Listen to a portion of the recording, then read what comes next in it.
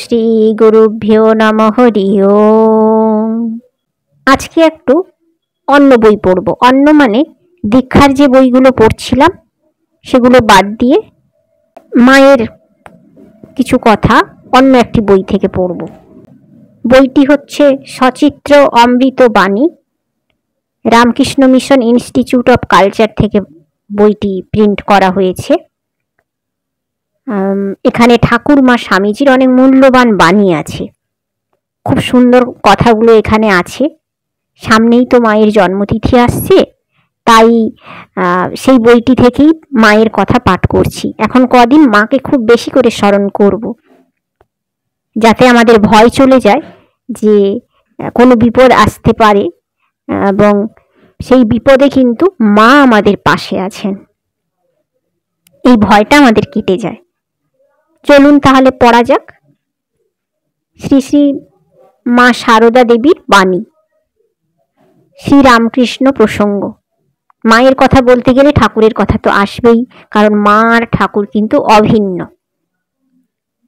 তো মা বলছেন, আমাদের যা কিছু সবের মূল ঠাকুর, অর্থাৎ আমাদের যা কিছু আছে সব কিছুর মূলেই কিন্তু হচ্ছেন ঠাকুর। তিনি আদর্শ, ঠাকুরই আমাদের আদর্শ। ঠাকুরের কথাগুলোই মেনে চলতে হবে আমাদের। যা কিছু করো না কেন তাকে ধরে থাকলে কোনো বেচাল হবে না। অর্থাৎ আমি যদি ঠাকুরকে ধরে রাখি তাহলে কিন্তু কোনো বেচাল হবে না। আমি কখনো ভুল পথে যেতেই পারবো না, কোনো অসৎ কাজ করতেই পারবো না, কারণ ঠাকুরের কথা মেনে চলছি এবং ঠাকুরের পথ অনুসরণ করছি, মানে তার আশীর্বাদ আমার সঙ্গে আছে। এটি মা বলতে চাইছেন। ঠাকুর একমাত্র রক্ষাকর্তা, এটি সর্বদা মনে রাখতে হবে। এটি ভুললে সব ভুল।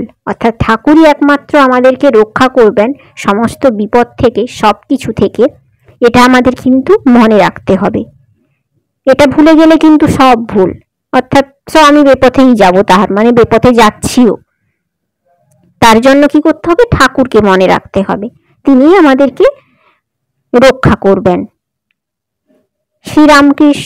রামকৃষ্ণ মিশনের সন্ন্যাসীদের জন্য শ্রীরামকৃষ্ণের কাছে শ্রীমায়ের প্রার্থনা।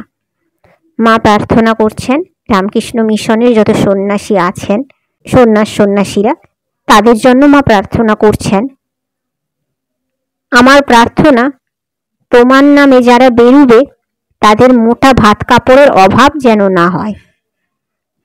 একসময় ঠাকুর বলেছিলেন যে তার সন্ন্যাস ত্যাগী শিষ্যদের যে কষ্ট করতে হবে, কাজে লাগতে হবে, তাদের ভিক্ষে করতে হবে, ত্যাগী হতে হবে, দাঁড়ে দাঁড়িয়ে গিয়ে ঘুরতে হবে। তো তখন কিন্তু ঠাকুর যখন বলছেন, মা তখন বলছেন যে আমার সন্তানরা কেন এমন করবে, কষ্ট করছে, তুমি ওদের এত কষ্ট দিচ্ছ, তারা এত কষ্ট করছে।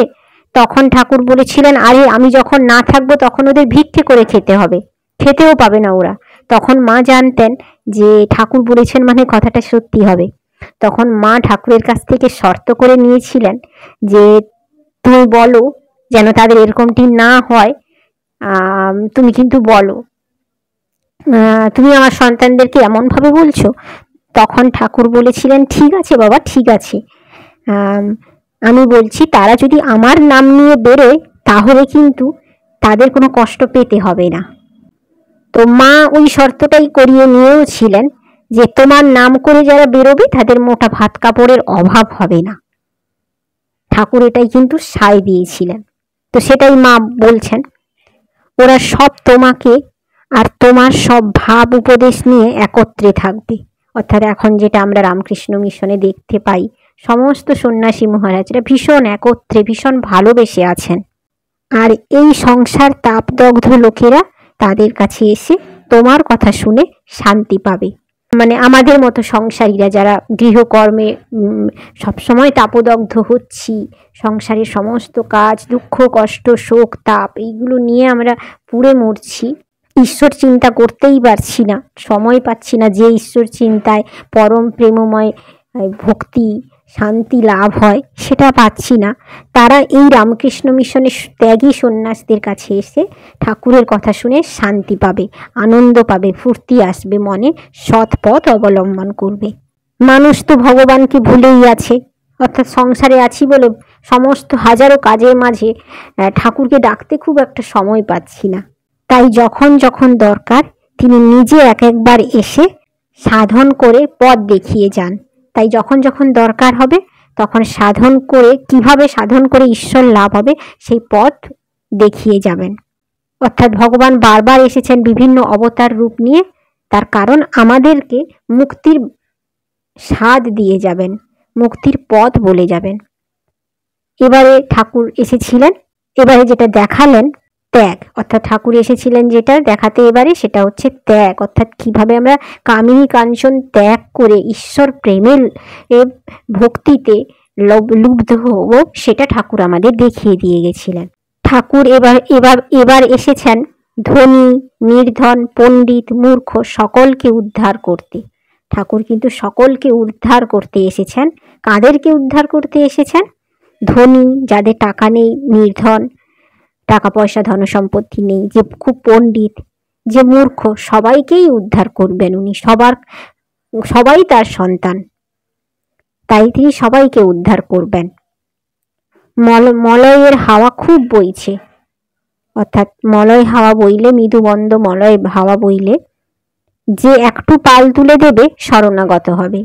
অর্থাৎ মলয় হাওয়া যখন বয় তখন যদি আমি পাল তুলে দিই তাহলে কিন্তু নৌকো খুব তাড়াতাড়ি এগোতে থাকে এবং স্রোতের মধ্যে বইতে থাকে। তো ঠাকুর এসেছেন, সেই ঠাকুর হচ্ছেন মলয় বাতাস, তিনি আমাদেরকে ঈশ্বরের দিকে নিয়ে যাবেন, সেই ধন্য হয়ে যাবে, সেই ঈশ্বরের দিকে আমাদেরকে নিয়ে যাবেন এবং ঈশ্বর লাভ হলেই আমরা ধন্য হব। এবার বাঁশ ও ঘাস ছাড়া যার ভেতর একটু সার আছে সেই চন্দন হবে। অর্থাৎ মানুষ তো বাঁশ আর ঘাসের মতো, আমরা হচ্ছি তাই, বাঁশ ঘাস মানে একদমই নাখাটো হয়ে থাকা। তো সে যার কোনো খুব একটা দাম নেই, সবাই মারিয়ে চলে, সেইভাবে যার মধ্যে একটু গুণ আছে, সার আছে, অর্থাৎ সারটা হচ্ছে গুণ, সে কিন্তু চন্দন হয়ে উঠবে। অর্থাৎ চন্দন কাঠ যেরকম মূল্যবান দামি, সেরকম মূল্যবান হয়ে উঠবে যদি তার মধ্যে একটু গুণ থাকে, সে যদি ঈশ্বরের প্রতি প্রেম রাখে। তোমাদের ভাবনা কি? অর্থাৎ আমাদের কি ভাবনা? আমাদের ভাবনা নেই, ঠাকুর আছেন, ঠাকুর ছিলেন, তিনি একটি দেখা লোক, অর্থাৎ ঠাকুরকে দেখেছে। সেই সময়ে যারা ছিলেন তারা প্রত্যেককে জীবন্ত অবতারকে দেখে গেছেন। ঠাকুর অবতার শরীরে এসেছিলেন সেটা সবাই দেখেছে, ঠাকুরের ফটো আছে, আমরা দেখি, তার সামনে বসে সাধনা করি। সাধারণত অন্যান্য দেবদেবীর আমরা মূর্তি ভেবেছি, কিন্তু ঠাকুর জীবন্ত আমাদের সামনে ছিলেন। চৈতন্যদেব জীবন্ত, তিনি আমাদের সামনে ছিলেন। তো যারা দেখেছে প্রত্যক্ষদর্শী তারা কিন্তু আমাদেরকে বলেছে, অর্থাৎ একের পর এক বলেই কিন্তু আমরা ঠাকুরের অবয়ব, ঠাকুরের ভাবনা চিন্তাগুলো লিপিবদ্ধ করতে পেরেছি, যেমনভাবে চৈতন্যদেবের ক্ষেত্রে হয়েছিল। তিনি সব দেখেছেন, তিনি সব জানেন, তার কথা বেদ বাক্য। অর্থাৎ ঠাকুর সব কিছু দেখেছেন, সমাজের এই সংসারের সমস্ত দুঃখ কষ্ট সমস্ত কিছু ঠাকুর কিন্তু সংসার মানে স্ত্রী পুত্র এগুলো নিয়ে সংসার করেননি, কিন্তু ঠাকুরের যে জ্ঞান ছিল সংসারের উপর, সেটা কোনো বড় সংসারীর ক্ষেত্রেও অনেক অনেক উচ্চ ভাব। তিনি সব জানেন, সংসারে কতটা দুঃখ কষ্ট কি সেটা কিন্তু তিনি সব জানেন। আর তার কথাগুলো যেগুলো উপদেশ ছিল, যে অমৃত কথা, যে কথামৃত বর্ষণ করে গেছেন উনি, সেগুলো কিন্তু আমাদের কাছে বেদ বাক্য। অর্থাৎ সেটা মানলেই কিন্তু আমাদের জীবনের মূল লক্ষ্যের পথ আমরা হাঁটতে পারবো, মূল লক্ষ্যের পথে। তার কথা যদি বিশ্বাস না করবে তো কি করবে? অর্থাৎ ঠাকুরকে বিশ্বাস না করলে কি করব? খারাপ পথেই তো থাকবো। তাহলে ঠাকুর তো বেদ বাক্য দিয়ে গেছেন, সেই বেদ বাক্য মানলেই তো আমাদের জীবনের মুক্তি, সেই বেদ বাক্যে আমাদের ঈশ্বর লাভ, আর ঈশ্বর লাভ হলেই আমাদের মুক্তি। যে একবার ঠাকুরকে ডেকেছে তার আর ভয় নেই। ঠাকুরকে ডাকতে ডাকতে কৃপা হলে তবে প্রেম ভক্তি হয়। অর্থাৎ যে একবার ঠাকুরকে ডাকবে তার কিন্তু আর ভয় নেই। ঠাকুরকে ডাকতে ডাকতেই কিন্তু তার কৃপা হবে, তার প্রেম ভক্তি হয়, তার নাম করবে, তাতে খুব বিশ্বাস করবে। অর্থাৎ ঠাকুরের নাম করতে হবে এবং তাকে খুব বিশ্বাস ভরে ডাকতে হবে যে ঠাকুর আছেন এবং ঠাকুরের কথাগুলো যে সার, আমাদের জীবনের প্রথম মূল বিষয়বস্তু, এইটা কিন্তু বিশ্বাস করতে হবে। ঈশ্বর আছেন এই বিশ্বাসটা করলেই কিন্তু আমাদের ভক্তি জাগবে। আর এই ঠাকুরকে ডাকতে ডাকতে যখন আমাদের কৃপা হবে, অর্থাৎ ঠাকুরের কৃপা আমাদের উপর আসবে, তখনই প্রেম ভক্তি হবে, অর্থাৎ ঈশ্বরের প্রতি আমাদের ভালোবাসা জাগবে। তাই প্রথমেই যেটা হবে, ঠাকুরের নাম করে ডেকে যেতে হবে, তাকে ব্যাকুল হয়ে ডাকতে হবে। ঠাকুর বলতেন যে মাক ছেলের জন্য কত কাঁদে, স্বামী স্ত্রীর জন্য কত কাঁদে, সন্তানের জন্য আমরা কত কাঁদি, কিন্তু ঠাকুরের জন্য, ঈশ্বরের জন্য কি আমরা কাঁদি? ঈশ্বরের জন্য, অর্থাৎ ঈশ্বর কথা যখন বলবো তখন কিন্তু আমাদের যেন চোখ দিয়ে জল নেমে আসে, তবেই কিন্তু ঈশ্বর লাভ হবে। তো ঠাকুরের কৃপা হলেও কিন্তু প্রেম ভক্তি হবে। তার নাম করবে, তাকে নাম করলেই কিন্তু আমাদের বিশ্বাস নিয়ে নামটা করতে হবে যে এই ঈশ্বরকে ডাকছি মানে তিনি আছেন, তিনি আসবেন, আমার সামনে ধরা দেবেন। সংসারে মা বাপ ছেলেদের আশ্রয়স্থল, তেমনই ঠাকুরকে জ্ঞান করবে। যেমনভাবে সংসারে মা বাপ ছেলে একসঙ্গে আছে, সেরকমভাবে ভাবতে হবে ঠাকুরও কিন্তু আমাদের সাথেই আছেন, আমাদের একজন। সবসময় আমি ঠাকুরকে সাথে পাচ্ছি, দেখতে পাচ্ছি, সেও আমার সাথেই আছে, এইটা কিন্তু ভাবতে হবে। ঠাকুর আর কোথায়? তিনি ভক্তের নিকটে। অর্থাৎ ঠাকুর কোথায়? ঠাকুর কিন্তু আমাদের মধ্যেই আছেন। আমি যদি ভক্তি ভরে ডাকি তাহলে কিন্তু তিনি আমার মধ্যেই আছেন। মনে ভাববে আর কেউ না থাক, আমার একজন মা আছেন। আমাদেরকে ভাবতে হবে আমার আর কেউ থাক আর নাই থাক, আমার পাশে কেউ থাকুক না থাকুক, আমার কিন্তু একজন মা আছেন। ঠাকুর বলে গেছেন এখনকার সকলকে তিনি শেষ দিনে দেখা দেবেন। অর্থাৎ ঠাকুর আমাদেরকে বলেছিলেন যে যে আমার নাম নিয়ে ভক্তি করে ডাকবে, জীবনের শেষ সময়ে, অন্তিম সময়ে সে কিন্তু ঠাকুরের দর্শন পাবে, বিশ্বাস নিয়ে যদি ভক্তি ভরে ডাকি। মা সেটাই বলছেন, ভয় নেই, সবসময় ভাববে একজন মা আছে, আর মা কিন্তু আমাদের সবসময় আশীর্বাদ, ভালোবাসা, স্নেহ, কৃপা দিয়ে রেখেছেন।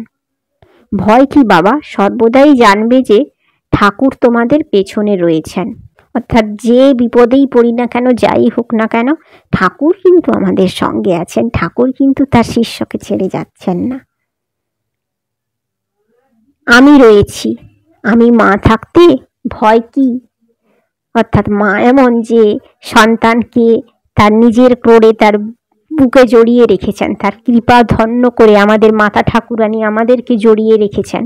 মা থাকতে তো আমাদের কোনো ভয় নেই, মা তো আমাদের আশীর্বাদের হাত আমাদের মাথায় রেখেইছেন। তো তাই সেই মায়ের অমূল্য বাণী, আমি মা থাকতে ভয় কি। আজকে এইটুকুই, মায়ের কথা পড়লাম। আপনারা মাকে খুব বেশি করে স্মরণ করুন। মায়ের জন্মতিথি আসছে এই রবিবার 22শে ডিসেম্বর, খুব করে পালন করুন, মাকে স্মরণ করুন। আমার চ্যানেলটা সাবস্ক্রাইব করে রাখুন, লাইক করুন ভিডিওটি, আর এইভাবে মায়ের কথা শুনতে থাকুন। আজকে এই পর্যন্ত। ওম শান্তি শান্তি শান্তি। হরি ওম তৎসৎ। শ্রীরামকৃষ্ণার্পণমস্তু।